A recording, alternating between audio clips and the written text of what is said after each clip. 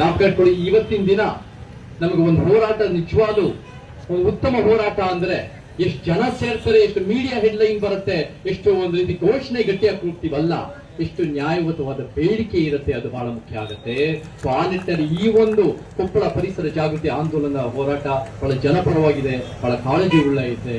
ಮತ್ತೆ ಅದನ್ನ ನಾವು ಖಂಡಿತ ನಾನು ನಿಮ್ ಜೊತೆ ಕೊನೆಯವರೆಗೂ ನ್ಯಾಯ ಒಬ್ಬರಿಸಿಗೋವರೆಗೂ ನನ್ನ ಜೊತೆ ಇರ್ತೀರಿ.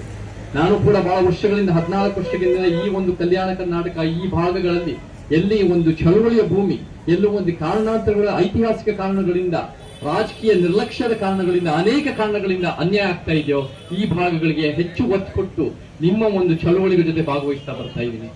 ನಮ್ಗೆ ಜ್ಞಾಪಕ ಹಚ್ಕೊಳ್ಳಿ, ಎಲ್ಲಿ ಜಾಸ್ತಿ ಅನ್ಯಾಯ ಇರುತ್ತೋ ಅಲ್ಲಿ ಜಾಸ್ತಿ ಪ್ರತಿರೋಧ ಇರುತ್ತೆ. ಆ ಪ್ರತಿರೋಧನ ನಾವೆಲ್ಲರೂ ಜೊತೆಗೆ ಸೇರಿ ಒಗ್ಗಟ್ಟಾಗಿ ಒಂದು ಸೈದ್ಧಾಂತಿಕವಾಗಿ ನ್ಯಾಯ ಒದಗಿಸೋದು ಬಹಳ ಮುಖ್ಯ ಆಗುತ್ತೆ. ಸೊ ಈ ಒಂದು ಎಲ್ಲಿಂದ ನಾವು ಪರಿವರ್ತನೆ ಬರುತ್ತೆ ಕರ್ನಾಟಕಕ್ಕೆ ಅಂದ್ರೆ ಅದು ಕಲ್ಯಾಣ ಕರ್ನಾಟಕ ಕೊಪ್ಪಳದಿಂದನೇ ಆ ಪರಿವರ್ತನೆ ಬರಕ್ಕೆ ಸಾಧ್ಯ. ಯಾಕಂದ್ರೆ ಈ ಒಂದು ಚಳುವಳಿ ಭೂಮಿಯಿಂದ ಖಂಡಿತ ಆ ಒಂದು ಅನ್ಯಾಯದ ವಿರುದ್ಧ ಆಕ್ರೋಶ ಗಟ್ಟಿಯಾಗಿದೆ. ನಾನು ಕೂಡ ಒಂದು ಅನೇಕ ವರ್ಷಗಳಿಂದ ಈ ಒಂದು ಬೇರೆ ಬೇರೆ ಕಂಪನಿಗಳು, ಪರಿಸರ ನಾಶಗಳು, ಆರೋಗ್ಯದ ಸಮಸ್ಯೆಗಳಿಂದ ಏನೇನು ಬೇರೆ ಬೇರೆ ಭಾಗಗಳಲ್ಲಾಗಿರ್ಬೋದು, ಕೊಡಗಿನೆಲ್ಲ ಈ ಒಂದು ರೀತಿ ಸ್ಯಾಂಡ್ ಮಾಫಿಯಾಗಳಿಂದ, ರಿಸಾರ್ಟ್ ಮಾಫಿಯಾಗಳಿಂದ ಆಗ್ತಿರೋ ಲ್ಯಾಂಡ್ ಸ್ಲೈಡ್ಗಳಾಗಿರ್ಬೋದು, ಒಂದು ಹೊಳಲ್ಕೆರೆ ಮತ್ತೆ ಚಿತ್ರದುರ್ಗ, ಬಳ್ಳಾರಿ, ಸಂಡೂರು ಮತ್ತೆ ತೋಟಗಳಲ್ಲಿ ಆಗ್ತಿರೋ ಬೇರೆ ಬೇರೆ ಮೈನಿಂಗ್ ಆಗಿರ್ಬೋದು, ಮತ್ತೆ ಇವತ್ತು ನಿಮ್ ಜೊತೆ ಕೊಪ್ಪಳದಲ್ಲಿರೋ ಈ ಕಂಪನಿಗಳಿಂದ ಏನೇ ನಾಶ ಆಗ್ತಾ ಇರೋದು, ನಿಮ್ ಜೊತೆ ಹೋರಾಟ ಮಾಡ್ಕೊಂಡು ಬರಬೇಕು. ಎಲ್ಲಾ ರೀತಿ ನಾವೆಲ್ಲ ಹೋರಾಟಗಾರರು ಒಗ್ಗಟ್ಟಾಗೋದು ಬಹಳ ಮುಖ್ಯ. ನಮಗೆ ಇವತ್ತಿನ ದಿನ ಈ ಒಂದು ಕಂಪನಿಗಳಿಂದ ನೀವೆಲ್ಲ ಗೊತ್ತು, ನಮಗೆ ಹಿರಿಯರು ಹೇಳ್ತಾ ಇದ್ರು 202 ಕಂಪನಿಗಳು, 28 ಬೃಹತ್ ಕಂಪನಿಗಳು. ಈ ಕಂಪನಿಗಳಿಂದ ಎಷ್ಟು ಪರಿಸರ ನಾಶ ಆಗ್ತಾ ಇದೆ, ಆರೋಗ್ಯ ಕ್ಯಾನ್ಸರ್ಗಳು ಬರ್ತಾ ಇದೆ, ರೈತರ ಬೆಳೆಗಳಿಗೆ ಹಾಳಾಗ್ತಾ ಇದೆ, ರೈತರ ಜೀವನ ಹಾಳಾಗ್ತಾ ಇದೆ. ಮತ್ತೆ ದೊಡ್ಡ ಮಟ್ಟ ಇದರಿಂದ ಯಾರು ಲಾಭ ಪಡ್ತಾ ಇದ್ದಾರೆ ಅದು ಪ್ರಶ್ನೆ. ಇದರಿಂದ ಜನರಿಗೂ ಉದ್ಯೋಗ ಏನ್ ಸಿಗ್ತಾ ಇಲ್ಲ, ಬೇರೆ ರಾಜ್ಯದಿಂದ ಪಡ್ತಾ ಇದ್ದಾರೆ. ನಮ್ ನಿಜವಾಗ್ಲೂ ಯಾರಿಗೆ ಲಾಭ ಆಗ್ತಾ ಇದೆ ಅಂದ್ರೆ 1% ಉಳ್ಳವರು, ಯಾರು ಶ್ರೀಮಂತರು, ಯಾರು ಇಂಥವ್ರಿಗೆ ಮಾಲೀಕರಿಗೆ ಲಾಭ ಆಗ್ತಾ ಇದೆ, ಬೇರೆ ಎಲ್ಲರಿಗೂ ಇನ್ನು ಅನ್ಯಾಯ ಆಗ್ತಾ ಇದೆ. ಈ ವಿಚಾರಗಳಿಗೆ ನಾವು ಖಂಡಿತ ಈ ಒಂದು ಬೇಡಿಕೆಗಳಲ್ಲಿ ಯಾರು ಕಾನೂನು ಉಲ್ಲಂಘನೆ ಮಾಡ್ತಾ ಇದ್ದಾರೆ ಅಂದ್ರೆ ಅವ್ರ ಮೇಲೆ ಕಠಿಣ ಕ್ರಮ ಆಗ್ಬೇಕು, ಅದ್ರ ಹೇಳ ಮಾತಿಲ್ಲ. ಆದ್ರೆ ನಾವು ಬರೀ ಒಂದು ಹೋರಾಟ, ಈ ಒಂದು ಹೋರಾಟದಿಂದ ನಾವು ಪರಿಹಾರ ಸಿಗತ್ತಲ್ಲ. ನಮಗೆ ಒಂದು ಶಾಶ್ವತ ಪರಿಹಾರ ಅಂದ್ರೆ ನಾವು ಗಟ್ಟಿಗೆ ನಾವು ಕಾನೂನು ರೂಪಿಸೋರಾಗ್ಬೇಕು, ನಾವು ಯೋಜನೆ ನೀತಿ ತರೋರಾಗ್ಬೇಕು. ನಾವು ಕಾನೂನು ರೂಪಿಸೋರಂದ್ರೆ ಏನು? ಅದೇನು ಒಂದು ಸಮುದಾಯ ಅಲ್ಲ, ಒಂದು ಜಾತಿಯವರಲ್ಲ, ಒಂದು ಧರ್ಮದವರಲ್ಲ, ಒಂದು ಸಿದ್ಧಾಂತ ಆಗಿ ಬರೋದು ಬಹಳ ಮುಖ್ಯ. ಪರಿಸರ ನಾಶಕ್ಕೂ ಉದ್ಯೋಗಕ್ಕೂ ಎಲ್ಲರಿಗೂ ಪರಿವರ್ತನೆಗೂ ಒಂದಕ್ಕೊಂದು ಸಂಬಂಧ ಇದೆ. ಸೊ ನಾವು ಇದನ್ನ ತರಬೇಕು ಅಂದ್ರೆ, ಯಾರು ಇವತ್ತಿನ ದಿನ ಅಧಿಕಾರ ಹಿಡಿಬೇಕು ಅಂದ್ರೆ ಯಾರು ಸಮಾನತೆ, ನ್ಯಾಯ, ವೈಜ್ಞಾನಿಕತೆಯ ವಿಚಾರಗಳು ಅಳವಡಿಸಿಕೊಂಡಿದ್ದಾರೋ, ಯಾರು ಸಂವಿಧಾನ ಪೀಠಿಕೆ ನಾವು ಮುಖ್ಯವಾಗಿ ನಾವು ಎತ್ತಿಡ್ತಾ ಇದೀವೋ, ನಾವು ಅಧಿಕಾರ ಬರೋದು ಬಹಳ ಮುಖ್ಯ.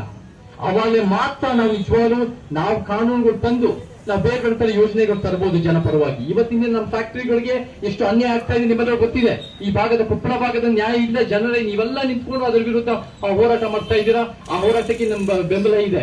ಆದ್ರೆ ಅದ್ರ ಜೊತೆ ಬೆಂಗಳೂರಿನಲ್ಲಿ ಏನೇನು ನಡೀತಾ ಇದೆ, ಇವತ್ತು DCM ಅವರು ಇವತ್ತು ಮಾತಾಡ್ತಾರೆ ಏನಂದ್ರೆ ಒಂದು IT ಹಬ್ ತರ್ತೀವಿ ಬಿಡದಿನಲ್ಲಿ 9,000 ಎಕರೆ ಆ ರೈತರ ಭೂಮಿ. ಅದಾಗ್ಲೇ ಬೆಂಗಳೂರಿನಲ್ಲಿ ದೊಡ್ಡ ಮಟ್ಟದ ಕಂಜೆಷನ್ ಆಗಿದೆ, ದೊಡ್ಡ ಮಟ್ಟದ ಸಮಸ್ಯೆಗಳಿದೆ ಬೆಂಗಳೂರಿನಲ್ಲಿ. ಅದನ್ನ ಸರಿಪಡಿಸೋದು ಬಿಟ್ಟು ಅದಕ್ಕೆ ಇನ್ನೂ ತುಪ್ಪ ಸುರಿತಾ ಇದ್ದಾರೆ. ನೀವು ಅದನ್ನ ಮಾಡೋದ್ ಬಿಟ್ಟು ಅಲ್ಲಿ ರೈತರಿಗೆ ಇನ್ನೂ ಕಷ್ಟ ಕೊಡ್ಬಿಟ್ಟು ಕಂಜೆಷನ್ ಜಾಸ್ತಿ ಮಾಡಿ ಇನ್ನೂ ಸಮಸ್ಯೆ ಆಗೋದ್ಬಿಟ್ಟು IT ಒಂದು AI ಒಂದು ಈ AI IT ಹಬ್ ಅನ್ನ ಕೊಪ್ಪಳದಲ್ಲಿ ಮಾಡ್ಬೋದಲ್ಲ. ಈ ಭಾಗಗಳಲ್ಲಿ ತಂದು ನಿಜವಾದ ಅದರಿಂದ ಏನು ಪರಿಸರ ನಾಶ ಇಲ್ಲ, ಅದು ಈ ಭಾಗದಲ್ಲೂ ಕೂಡ ಅಭಿವೃದ್ಧಿ ಆಗುತ್ತೆ, ನಮ್ಮ ಜನಪರವಾದ ಉದ್ಯೋಗನೂ ಸಿಗುತ್ತೆ. ಸೊ ಆ ನಿಟ್ಟಿನಲ್ಲಿ ನಮ್ಗೆ ಬರೀ ಬೆಂಗಳೂರಿನ ನಗರೀಕರಣ ಜಾಸ್ತಿ ಆಗೋದಲ್ಲ, ಅಖಂಡ ಕರ್ನಾಟಕದ ಏಳಿಗೆಗೋಸ್ಕರ ನೀವು ತಲೆಗೆಡ್ಸ್ಕೋಬೇಕು ಹೊರತು ನಿಮ್ಮ ಬ್ಯಾಂಕ್ ಬ್ಯಾಲೆನ್ಸ್ಗಳು, ನಿಮ್ಮ ರಿಯಲ್ ಎಸ್ಟೇಟ್ ಮಾಫಿಯಾಗಳು, ನಿಮ್ಮ ವೈಯಕ್ತಿಕ ಬೆಳವಣಿಗೆಗಿಂತ ಈ ರಾಜಕಾರಣಿಗಳಿಗಿಂತ ಅಖಂಡ ಕರ್ನಾಟಕ ಎಲ್ಲಿ ಅನ್ಯಾಯ ಆಗಿದೆಯೋ ಅಲ್ಲಿ ನ್ಯಾಯ ಒದಗಿಸೋ ಉದ್ದೇಶ ಇರಬೇಕು. ಕರ್ನಾಟಕ ಜನರಿಗೆ ನ್ಯಾಯ ಒದಗಿಸೋ ಉದ್ದೇಶ ಇರಬೇಕು. ಸಂವಿಧಾನ ಅಂದ್ರೆ ಬರೀ ಮೈಕ್ ಮುಂದೆ ಮಾತಾಡೋದಲ್ಲ, ಸಂವಿಧಾನದ ಪರ ಯೋಜನೆ, ನೀತಿ, ಕಾನೂನುಗಳು ತರೋದು ಬಹಳ ಮುಖ್ಯ ಆಗುತ್ತೆ. ಸ್ವಾನಿಟ್ಟಿನಲ್ಲಿ ನಾವೆಲ್ಲರೂ ಸೇರಿ ಈ ಹೋರಾಟನ ಮುಂದುವರಿಸಬೇಕು. ಪರಿಸರ ಎಲ್ಲೆಲ್ಲ ಸಮಸ್ಯೆ. ಆಮೇಲೆ ಮತ್ತೆ ಆರೋಗ್ಯದ ವಿಚಾರ ಬರೀ ಹಾಸ್ಪಿಟಲ್ ಶುರು ಮಾಡೋದಷ್ಟೇ ಅಲ್ಲ. ನಮ್ಗೆ ಏನಂದ್ರೆ ಸರ್ಕಾರಿ ಆರೋಗ್ಯನ ಬೆಳೆಸಬೇಕು. ಅದನ್ನ ಹೆಂಗ್ ಮಾಡ್ಬೇಕು ಅಂದ್ರೆ ಇವತ್ತಿನ ದಿನ ಬರೀ ಶ್ರೀಮಂತರ ಟಿಕೆಟ್ ಕೊಡೋವಲ್ಲ, ಆ 1% ಉಳ್ಳವರ ಮೇಲೆ ತೆರಿಗೆ ಜಾಸ್ತಿ ಹಾಕಿ ಆ ತೆರಿಗೆಯನ್ನು ಬಳಸಿ ಅದನ್ನ ಒಂದು ರೀತಿ ನಮ್ಮ ಆರೋಗ್ಯ ಮತ್ತು ಶಿಕ್ಷಣದ ವ್ಯವಸ್ಥೆನ ಏಳಿಸ್ಬೇಕು. ನೋಡಿ, ಒಂದಕ್ಕೊಂದು ಇಂತ ಕನೆಕ್ಟೆಡ್ ಆಗಿದೆ. ಇವತ್ತು ಏನಾಗ್ತದೆ, ಎಲ್ಲಾ ರೀತಿ ನಾಶ ಆಗಿದೆ, ವ್ಯವಸ್ಥೆನೇ ಅನ್ಯಾಯದಲ್ಲಿದೆ. ಅದಕ್ಕೆ ಸರಿಪಡಿಸಬೇಕು. ಒಂದು ದೊಡ್ಡ ಪ್ರಮಾಣದ ಪರಿವರ್ತನೆ ಬೇಕು.